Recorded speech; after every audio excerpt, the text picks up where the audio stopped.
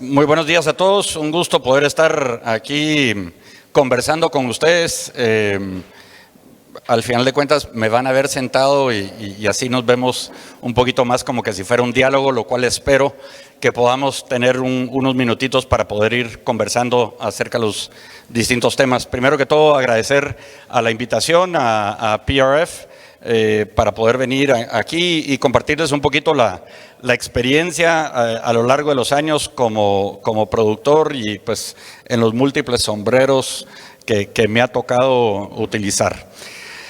Así que, pues cuando estamos hablando del cambio climático, estamos hablando de problemas, dentro de los muchos problemas que tenemos como productores. Uno de ellos que no tiene nada que ver con el cambio climático, que es la competencia por mano de obra, que en el sector agrícola eso es un problema generalizado. Sin embargo, pues en la charla de hoy nos estamos centrando principalmente a temas de cambio climático.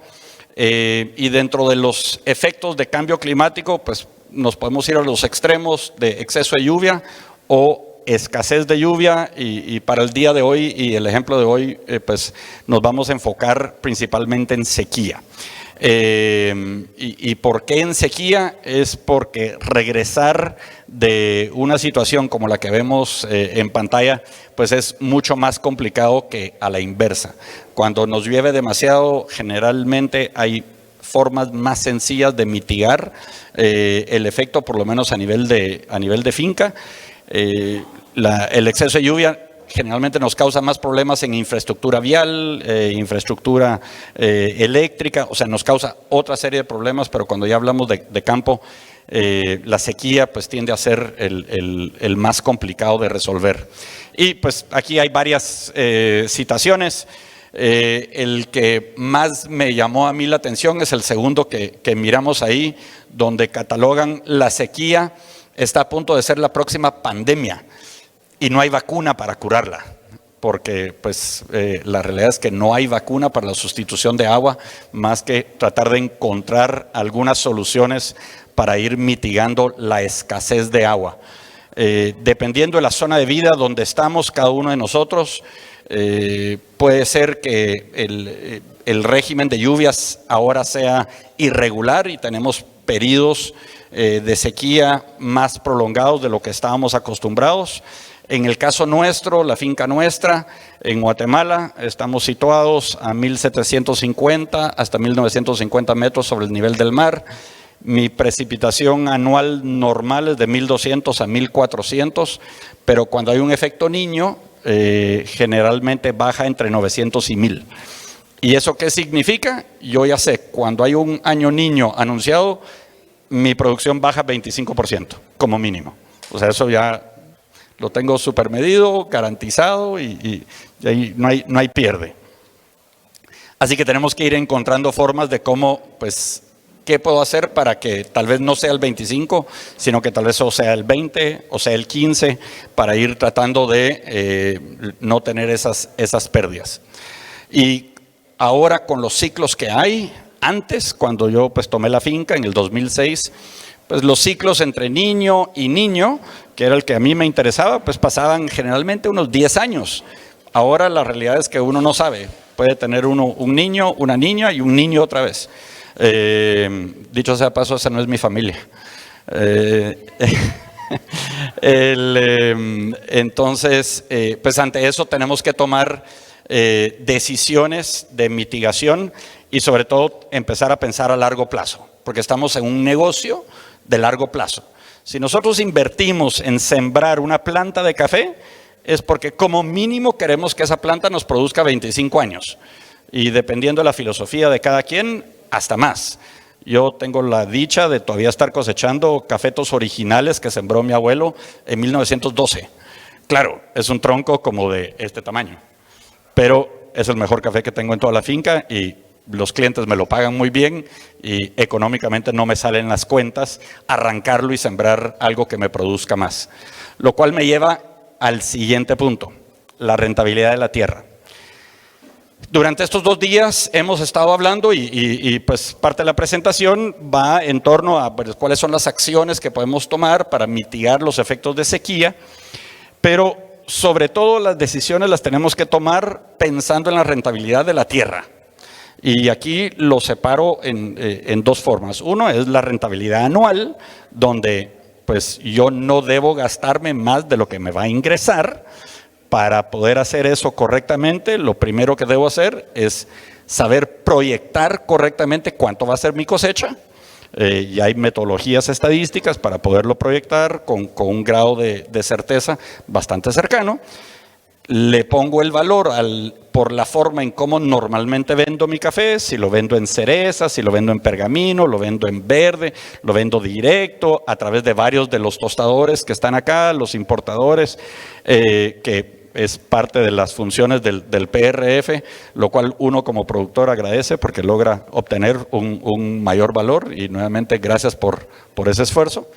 Pero al final de cuentas, cada finca, no importando el tamaño, es una empresa, y debemos de pensar en la unidad productiva como una empresa. No importa si es una microempresa, pero es una empresa, y una empresa debe ser rentable. Así que las decisiones que tomemos la tenemos que tomar con eso en mente. Entonces, primero es la rentabilidad anual. Nuevamente, no me gasto más de lo que me va a ingresar. Debo proyectar correctamente mis ingresos, y sobre eso, pues ya manejar mis gastos para que siempre me quede un margen. Y luego ya la rentabilidad de mi tierra, que al final de cuentas, para los que son contadores o tienen nociones de contabilidad, si vemos el balance, veo mis activos, mis pasivos y el capital. Si vemos los activos, generalmente para la mayoría de nosotros lo que más pesa en los activos es el valor de la tierra. Entonces debemos de pensar a mediano y largo plazo la rentabilidad sobre ese activo. Si tenemos esas dos mediciones económicas, financieras, siempre presentes en nuestra toma de decisión, vamos a tener menos probabilidades de fallar. Que vamos a fallar, seguro. Y se los digo de experiencia propia, yo cuando arranqué la finca, no arranqué con estas dos premisas que les estoy diciendo, y en varias ocasiones pues perdimos dinero y buena cantidad de dinero, lo cual pues me trajo ciertos problemas con el resto de la familia, porque la finca es una finca familiar de 8 grupos familiares, somos 25 primos, y pues ya se pueden imaginar las discusiones que eso trae. Pero basado en la experiencia y un poco en los fracasos, pues por eso es que arranco la charla con esto. Tengamos esto presente de verdad en todas las acciones que vayamos a tomar de mitigación, porque así es como vamos a tener mejores probabilidades de ser acertados. De verdad hemos aprendido muchísimo a lo largo de las charlas de estos 2 años. Hay expertos en cada uno de los diversos temas. Mucho de lo que vamos a estar viendo, vamos a estar repitiendo de lo que ya se discutió, entonces lo vamos a pasar un poco más rápido, esperando dejar un espacio mayor para preguntas y respuestas. Pero nuevamente quería empezar con este tema. Y lo otro que debemos de tomar muy en cuenta es el marco regulatorio.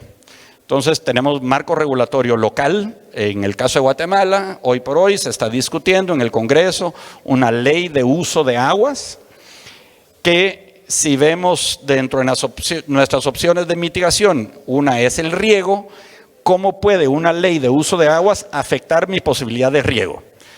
Y entonces cada país tiene sus propias regulaciones, y como empresa debemos estar conscientes de cuáles son esas regulaciones que sí me pueden estar afectando. Regulaciones internacionales como la del EUDR, que ya se mencionó. Justamente ayer me enteré que también en Europa se está discutiendo acerca de la normativa de los productos orgánicos. Entonces, yo sé que varios aquí están justamente en la producción orgánica. Entonces, hay que estar al tanto de cuáles son esos cambios que vayan a venir, porque me pueden afectar la viabilidad de mi empresa. Y luego las regulaciones venideras. Están estos 2 COP, que son básicamente las reuniones de los distintos países. Por sus siglas en inglés es la reunión de las partes. Está el de diversidad biológica, que va a ser en Cali, ya a partir ahorita de la próxima semana, y la de certificación, que va a ser en Riad en diciembre. ¿Y por qué menciono estas dos en particular? Porque está la COP, que es de cambio climático, pero estas dos tienen un mayor impacto directo sobre nuestras actividades. Y estas son decisiones que se paran tomando a nivel de Estado que mal que bien nos van a repercutir. Entonces, son temas que debemos de ir previendo para que las decisiones que tomemos hoy no tengamos que luego tener que hacer un giro repentino dentro de 2 o 3 años. Si lo podemos prever, pues mejor ya voy eliminando esas opciones de la mesa. Y por último, pero no menos importante, el mercado. Así como pueden ser las certificaciones que han venido modificándose a lo largo de los años. El mercado, al final de cuentas, es el mercado. Y si, como decía mi profesor de finanzas, si no hay venta, no hay empresa. Y no hay venta sin mercado.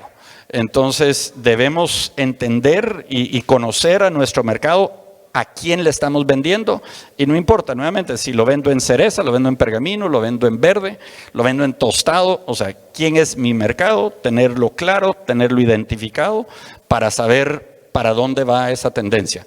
Nuevamente, a lo largo de estos 2 días hemos escuchado varias de esas tendencias y hay que ver si esas tendencias se adaptan adecuadamente a mi unidad productiva o no.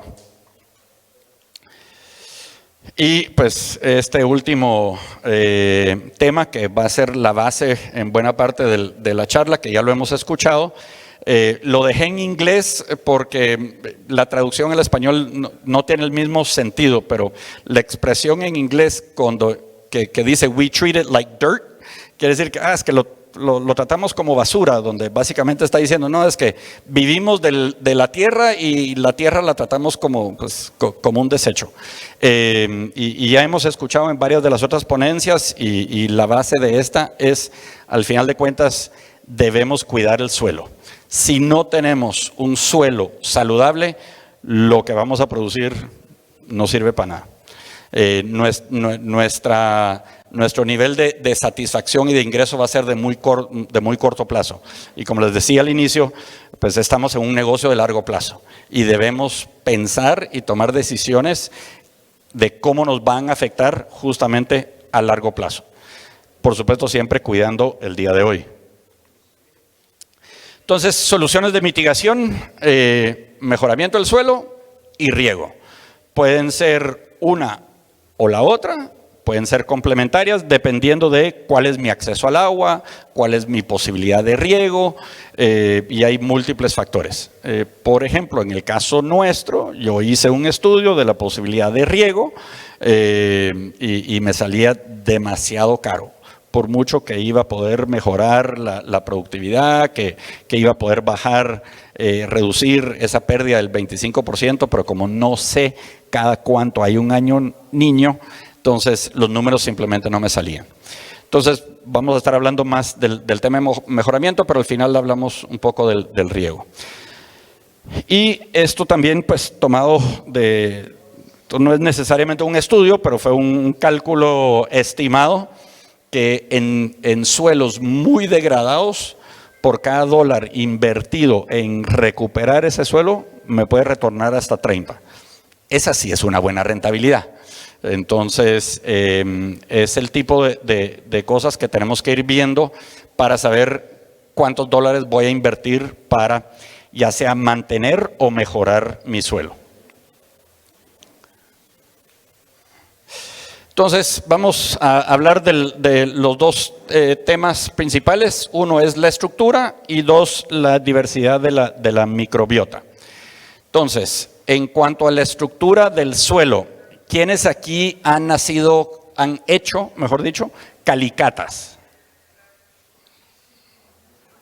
2, 3, unos cuantos.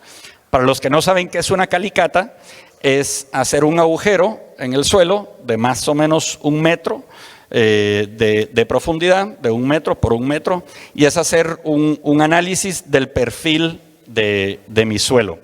¿Por qué es eso importante? Porque aunque lo que más nos importa para la fase nutricional son los primeros 40 centímetros, sí es importante saber qué es lo que hay en la parte de abajo. ¿Y por qué? Les doy mi experiencia. Nosotros tenemos un suelo franco-arcilloso tendiendo a arcilloso.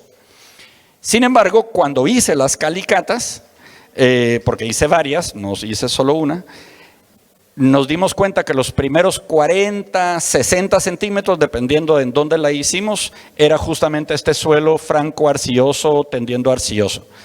Abajo de eso teníamos una capa de 20, 30 centímetros, más o menos, de una mezcla entre arcilla y arena. Y abajo de eso, arena. Entonces, ¿por qué eso era importante?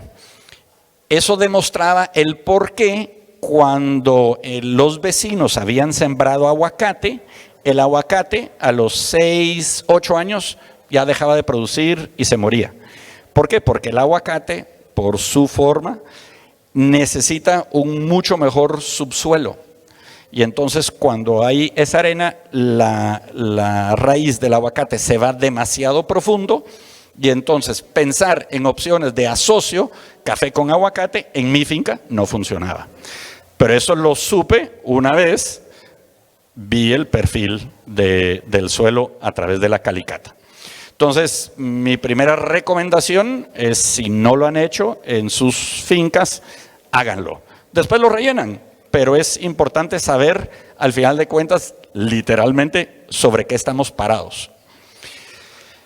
Luego estamos ya saber y entender cómo es la estructura del suelo de estos primeros 40 centímetros en dónde estamos y en nuestra área donde tenemos sembrado el café. Y para quienes no lo han hecho y no han hecho un análisis de suelo, que es la forma más técnica de hacerlo, sí hay una forma muy, llamémosle sencilla, casera, de bajo costo, que se llama la prueba 1124.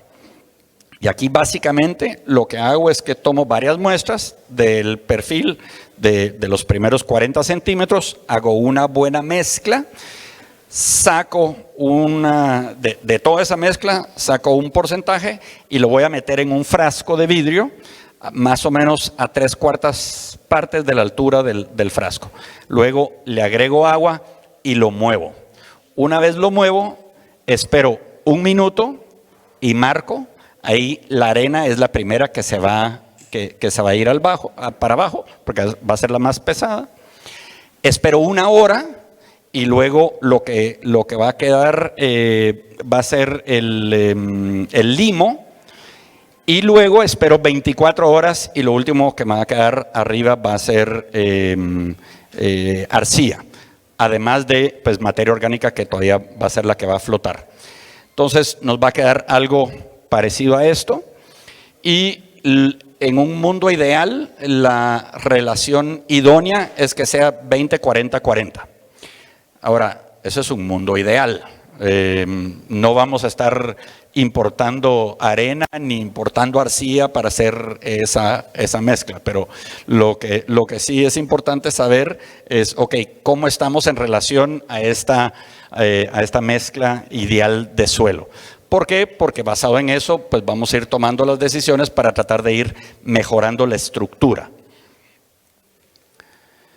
Y estas son recomendaciones muy, muy sencillas, y aquí el servicio, si ustedes son agrónomos, pues aquí no les estoy contando nada nuevo, y si no, pues el servicio de extensionismo de los agrónomos en las zonas donde están les dirán, bueno, basado en su análisis de suelo, las dosis recomendadas pero en general para suelos arcillosos se recomienda aplicación de yeso, porque lo que se quiere es quebrar un poco esa estructura de la arcilla para hacerla más porosa. En suelos arenosos quiero agregarle bastante compost para tratar de ir rellenando esos huecos que se forman dentro de la arena para que no haya tanta lixiviación de especialmente de los nutrientes. Y recomendaciones generales del biochar que se ha hablado, y también que aquí se me pasó ponerlo por escrito, el hidrogel. ¿Algunos han escuchado hablar del hidrogel? Ok. uno que otro. El hidrogel básicamente es un polímero que se expande cuando se le aplica agua y tiene la capacidad de retener agua e irla liberando poco a poco. Hay distintas fuentes de hidrogeles y la recomendación es, si van a analizar una opción de hidrogel, vean, uno, cuál es su fuente, y dos, si es o no es biodegradable. Los que son biodegradables van a ser a base de almidón o celulosa. Hay otros que son a base químico, que el hidrogel pues tiene una vida útil, dependiendo de su fuente, puede ser de 2 hasta 5 años, porque se expande, se encoge, se expande, se encoge, llega un punto donde pues ya se va descomponiendo, pero los que son a base de químico, en algunos casos sí pueden estar soltando sustancias nocivas al suelo. Entonces, solucionamos un problema, pero causamos otro. Entonces, solo se los dejo como recomendación cuando estén analizando la posibilidad de un hidrogel. Por ejemplo, en mi caso, que no tengo la posibilidad de riego, el hidrogel es una posibilidad. Hay que regresar y hacer los números para ver si trae cuenta o no trae cuenta. Y por último, la zeolita. ¿Algunos han escuchado el uso de la zeolita en el agro? Ok, la zeolita, básicamente es un mineral, es muy amigable con el suelo porque es una fuente mineral y tiene la gran ventaja que tiene esta estructura de celdas. Hemos visto algunas imágenes del biochar, es similar en ese sentido. Entonces puede ser también una opción si, por ejemplo, la posibilidad de fabricar biochar o comprar biochar no nos es económicamente viable.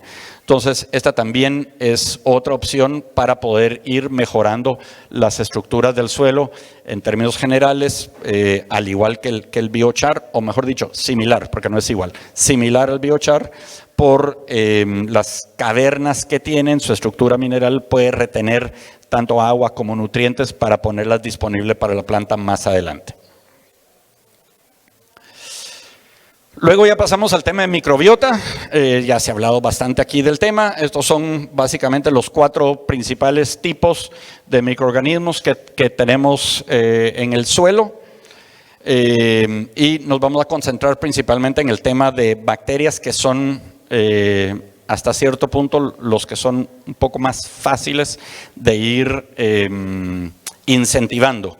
Que una vez incentivamos el desarrollo de las bacterias, estas por efecto cascada pues nos ayudan con el desarrollo de hongos, que incluye pues todos los que afectan la micorriza, afectan positivamente la micorriza, y también los protozoos positivos, y como ya hemos escuchado, en ciertos casos el desarrollo de bacterias benéficas nos puede ayudar a controlar también los nematodos nocivos. No los elimina, pero sí nos ayuda a controlarlo para que el daño económico no sea fuerte. Entonces, la opción número 1 es agregar microorganismos o algas. Tenemos distintas formas de agregar microorganismos. Uno es, y lo vemos aquí en la finca, podemos multiplicar nuestros propios microorganismos en la finca. Eso requiere de cierta labor, o puedo comprar y puedo agregar. Cuando compremos microorganismos, sí tenemos que tener muy claros en qué tipo de microorganismos vamos a estar agregando, porque definitivamente no queremos agregar microorganismos invasivos que puedan de alguna manera distorsionar la microbiota que tenemos en el suelo, porque ahí, por tratar de resolver un problema, vamos a causar un mayor daño. Y aquí full transparencia, como les mencionaron ahí en la introducción, mi empresa es Handelsa. Nosotros somos una oficina de representaciones, vendemos distintas materias primas y equipos para varias industrias, y pues uno de los productos que vendemos son microorganismos, y el que les voy a mostrar aquí son de los que vendemos, pero hay muchos otros ahí en el mercado. Pero les muestro esto porque ahí nos dice qué tipo de bacterias hay. Y estos 5 tipos que tenemos aquí en pantalla son bacterias ubicuas, o sea, las encontramos en todos lados, en todo el mundo. No son invasivas, o sea, ya tenemos de estos en nuestros suelos. Entonces, lo único que estamos queriendo hacer es aumentar justamente la cantidad de unidades formadoras de colonia. ¿Por qué? Porque estas son bacterias benéficas, cada una con sus respectivas funciones. Y lo otro que debemos de cuidar mucho cuando estemos comprando bacterias es ver justamente cuál es ese número de CFUs. En inglés es Colony Forming Units, en español unidades formadoras de colonia. Entonces, ¿por qué? Eso básicamente nos dice la concentración de lo que estamos comprando. Entonces, no se vayan con la finta que nos diga, sí, es que yo tengo esto y esto y esto. Entonces, veamos realmente, al momento de tomar la decisión, comparemos cantidad de unidades formadoras de colonia para saber cuánto es la dosis y regreso al planteamiento original para ver qué es lo que va a mejorar mi rentabilidad. Y algas, que ya hay bastantes estudios, bastante literatura que habla de los beneficios de las algas en el mejoramiento de los suelos. ¿Qué es lo que hacen las algas? Las algas dan y promueven las condiciones idóneas para que las bacterias y los hongos se estén multiplicando por sí solos. O sea, aquí lo que estamos haciendo es mejorando las condiciones propias del suelo. Y cuando estemos comprando algas, preguntemos cuál es la procedencia, porque cuál es el tipo de alga, porque hay varios tipos de alga. Y dos, si el alga es cosechada o si es simplemente cortada de lo que ya hay en la naturaleza, porque hay de las dos fuentes. O sea, las mismas algas se pueden producir como que si fuera una finca, solo que es una finca marítima que se produce en el suelo, versus el que pues hay un banco natural de algas y yo entro, las corto y dejo que ellas se vayan reproduciendo naturalmente. Y hago mención de esto y regreso al punto, tenemos que ir viendo porque muy posiblemente sea algo que empiecen a regular más adelante el aprovechamiento de las algas naturales de los bancos naturales. Entonces son cosas que tenemos que ir tomando en cuenta al momento de ir tomando decisiones. Opción 2, cultivos de cobertura. Ya hemos escuchado varias charlas del tema. ¿Cuáles son pues, los beneficios de tener cultivos de cobertura? Mejorar nuevamente la estructura, controlar malezas. Con eso nos ayuda a reducir costos. O sea, parte de lo que debemos de ir tomando en cuenta en esa fórmula de ingresos menos egresos. Controlar la erosión del suelo, mejorar la biodiversidad, lo que hemos estado hablando de los microorganismos, y especialmente controlar la evapotranspiración del suelo. Aquí regresamos al tema de sequía y la escasez de agua. Y pues ya hemos escuchado algunas charlas de distintas opciones. Aquí son dos de las más comunes. Hay muchísimas opciones allá. Pero, y lo he escuchado en varias de las charlas, mucho de lo que estamos hablando acá no es nuevo. Lo que pasa es que simplemente se nos olvidó. Cuando hablamos del maní forrajero, o sea, hay un artículo, un boletín técnico de Cenicafé desde el 96 que habla de los beneficios. Y ahora estamos hablando de esto casi 30 años después, como que si pues, fuera el gran descubrimiento. Entonces, hay mucho investigado sobre muchas de las técnicas de las que estamos hablando, y es simplemente regresar a la literatura y ver qué es lo que se estaba haciendo para ya poderlo aplicar el día de hoy. Y aquí tenemos una foto de una finca en Brasil. Esta es una práctica bastante común por la forma en cómo ellos siembran, el distanciamiento que tienen por tener producción sin sombra. Entonces los pastos pues ayudan por todo eso. Además de que cuando se lo cortan, pues lo dejan ahí y se incorpora y se vuelve parte de la materia orgánica para ir mejorando justamente las condiciones de suelo. Opción 3 es café con sombra, aquí en el área de Santander, que para serles sincero, había estado una vez en Bucaramanga, pero no había bajado aquí a la parte de producción cafetera. Y sí, aquí ya, a diferencia del eje cafetero, que he estado varias veces, donde pues se siembra sin sombra, pues aquí pues es un sistema agroforestal. En Guatemala la mayor parte de producción es con sombra. Y aquí nos tenemos que ir adaptando también a cada zona de vida dependiendo de las condiciones, porque sí es posible que en ciertas zonas, por la cantidad de lluvia que tiene, que por mucho que haya un efecto niño, pues ahí no va a ser necesariamente un problema de sequía, que un sistema agroforestal puede ser contraproducente. Entonces, recordémonos, aquí no hay recetas, por eso es que yo le llamo opciones.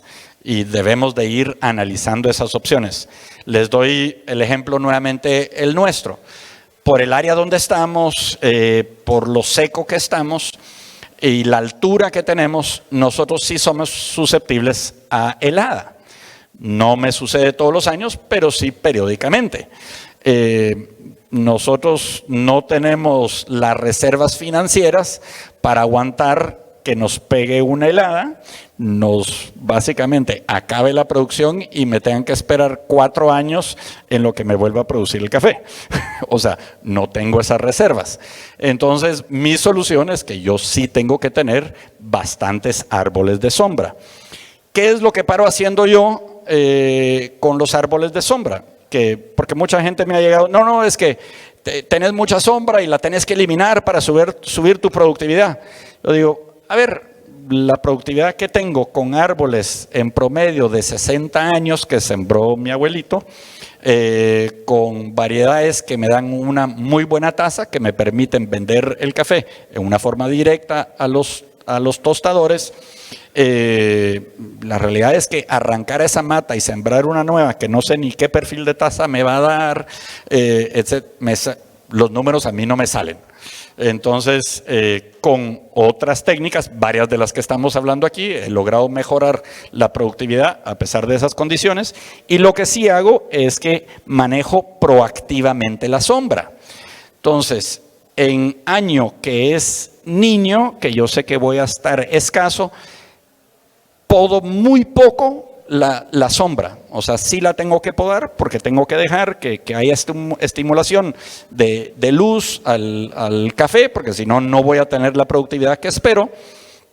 Pero mi interés es que en la época seca, porque para nosotros sí está muy marcado la época de lluvia y la época seca, son prácticamente 6 meses y 6 meses. Entonces yo sí necesito que haya una buena cobertura de sombra en la época de cosecha, justamente para tratar de evitar que me caiga una helada, o si me cae una helada pues tengo con qué defenderme. Pero en un año niña hago lo inverso. Cuando pronostica un año niña, entonces podo más fuerte la sombra, porque yo sé que con ese exceso de agua, para la época seca, otra vez va a estar cerrada la sombra. Entonces son acciones muy sencillas que la realidad no me cuestan mayor cosa y estoy manejando mi zona de vida bajo mis condiciones, dependiendo del pronóstico climático que va a haber del momento. Y aquí para sombra hay distintos tipos, hay algunas que son fijadoras de nitrógeno, otras, por ejemplo, en el caso para poder aguantar lo que es una helada, necesito cierta cantidad de árboles de sombra de hoja angosta. ¿Por qué? Porque esa no retiene el hielo y permite que caiga y se derrita y no me cause mayor problema. Y luego, pues cultivos en asocio, ya también hemos escuchado varias charlas respecto al tema, pero sobre todo si voy a tener cultivos en asocio es porque me va a dar cierto ingreso adicional. Y aquí regreso al punto original donde ya empezamos a ver la rentabilidad de la tierra, la rentabilidad de mi activo. Entonces, ¿cuál va a ser el que vaya a ser un buen complemento al café, que al mismo tiempo ayuden a mejorar mi rentabilidad de mi hectárea? Y pues tenemos plantas bajas. De hecho, pues hay charlas ya específicas respecto al tema. Aquí en la zona, e incluso he visto donde hay banano, plátano, aguacate como opciones. Y una que es menos común, pero sí sucede, es con árboles maderables. Aquí tenemos un par de imágenes de cultivo de café con pino. La imagen que tenemos de este lado es de una finca en Guatemala, en el oriente del país, y esta es una finca en Perú. Y pongo estos dos ejemplos porque podemos ver cómo está bien alineado el surco de café y bien alineado el surco de madera. O sea, esto es en realidad un cultivo en asocio. El tema con los maderables es, y regreso al tema de las regulaciones, es que debemos saber cuáles son las leyes que regulan la producción de madera en nuestro país para saber cuándo puedo ir eliminando esos árboles maderables para que pues, los árboles se vayan desarrollando. Y les doy el ejemplo. En el caso del pino en Guatemala, yo tengo que sembrar a 3 metros por 3 metros, o sea, 1111 pinos por hectárea. Y luego debo hacer, dentro de los 4 a 6 años, hacer un primer, que le llamamos un raleo, que tenemos que reducirlo entre el 30 al 40% y 4 a 6 años después, nuevamente entre un 30 a 40% del restante.